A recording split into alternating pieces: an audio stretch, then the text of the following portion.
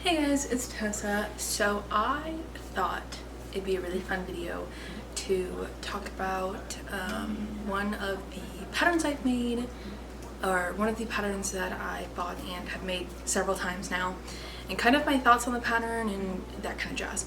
As you'll see here, our finished object for this video is a modified Jessie May Riffle bralette, and this is the pattern we're going to talk about today.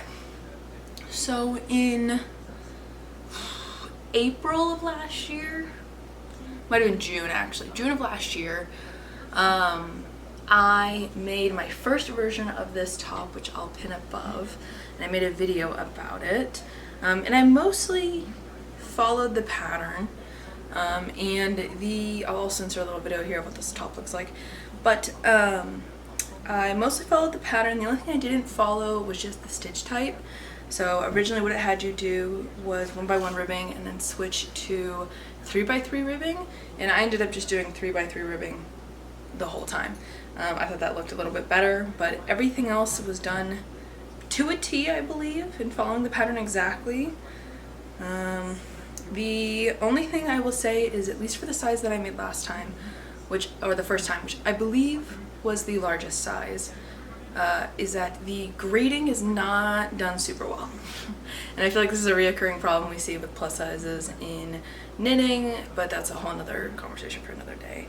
Essentially, the grading for this pattern has you knit roughly around the same amount of length for the body, and then also your shaping. So for this top it's going to be the triangles, for this top it's going to be these decreases here. But essentially the pattern said that these triangle pieces, just from where the triangles start to go up where they go, should be about 3 inches longer than it actually came out to be. And I think that is due to decreasing too quickly, because you decrease down to 6 stitches and then you start your I-cords for your straps. So I think the decreases were just too quick for that measurement to work with this size. It likely works with some of these smaller sizes and all of that with no issue. That is really my only main critique, and I feel like that's a critique I have with a lot of knitting patterns or crochet patterns, is that the plus sizing is just not graded very well. This top, the black one here, is made from Drops Flora in the color black.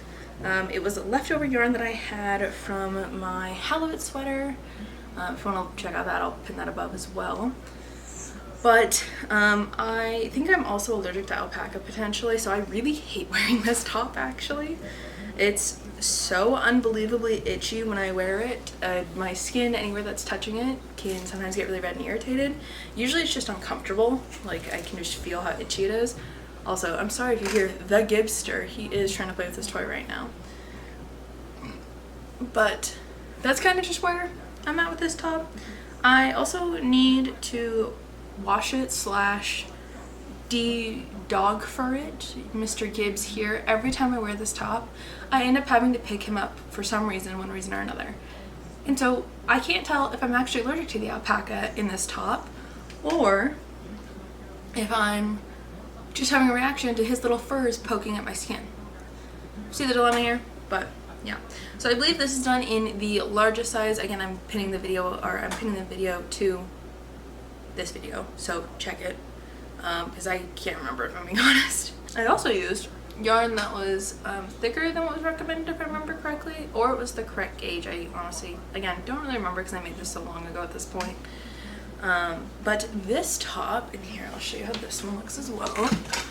So this one is the same pattern. All I did was modify the back piece and the front piece. So as you saw in the first one, you section off the front piece into 2 sections and decrease up. This one I only decreased at the sides, and I did that every 4th row, and I think next time if I do it, I'll do every 3rd row, so I'm not getting this buckling that's kind of occurring in the front here. And then in the back, what I did was every row I decreased one stitch on each end until I was left with 6 stitches. For the top, I decreased until I felt it was the right width, and then I knit 3 stitches, cast off everything but the last 3 stitches, and then did my I-cords simultaneously so they'd be the same length. The same problem I have with this version of this top and the black version of this top is it rides up in the front. This front panel is made exponentially longer than this one, even though it doesn't necessarily look like it, it is. And well, with that, for some reason, the back still rides down. No matter what I'm wearing, this will slide up in the front here, and then I'll have to readjust it at some point in the day to fix it so it's not riding up so hard. This top is also made in the Drops Baby Merino in the color Petrol. It's like their deep blue grayish color. I really liked making this one compared to the other one. I think it's because I just have a problem with doing ribbing forever. I think my problem is I kind of get tired of doing the ribbing after some time. Like, I feel like I'm not making any progress because I know when you stretch it out it's gonna get shorter versus just you get it. And this one as well is a slightly larger gauge as well and different needle sizes than what the pattern calls for. So I made the 3rd largest size in this one. And I believe the pattern tries to have you use negative ease. With this one, there's 0 negative ease for me, but as we have discovered and are continuing to discover, I don't know what size clothing I wear, so it's a little bit hard for me to make the right size on the first go, apparently.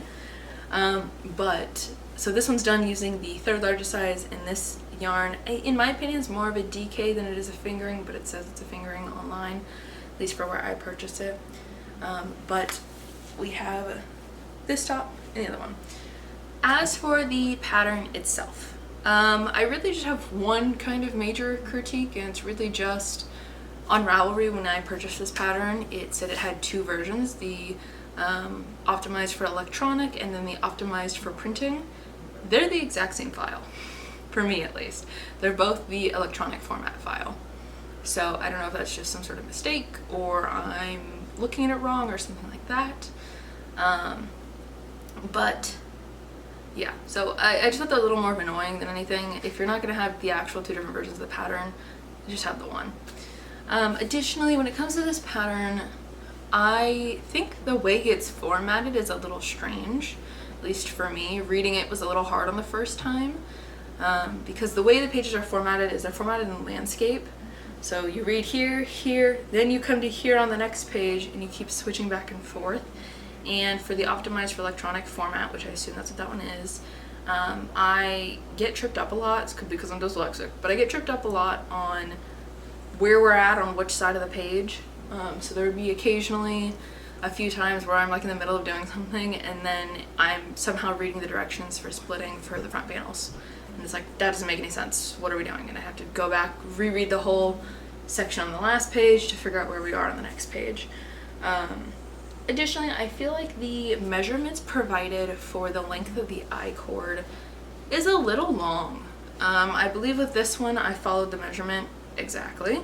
And I feel like these straps are a little large. Also, secondary critique, I think the way where these straps are positioned, Gibby, I think where these straps are positioned on the black one here, there's no way those straps are ever going to stay up, by the way, at all. We hardly have any stitches separating the front and back panel, if any.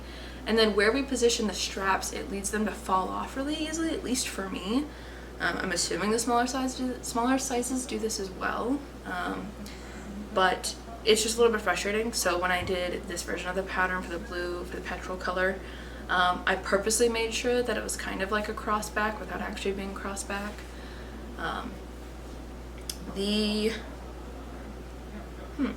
The only other thing that I just personally don't love is the writing style that's used. So it's for me, in my opinion at least, for this entire pattern, it's a little bit basing off the assumption that you already know what we're talking about, which was a little bit frustrating for me back in June, because I, as many of you know, am not a primary knitter. I'm primarily a crocheter, so most of my knowledge is based and rooted in crocheting.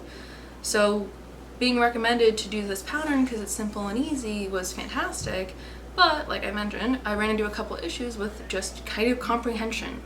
And I don't necessarily think this is I'm just too new to knitting to understand the comprehension, because even now, when I've been predominantly knitting for about a year now, I'm still having some struggles with the way the patterns written specifically in reference to, you should already know what we're talking about here, so do the thing.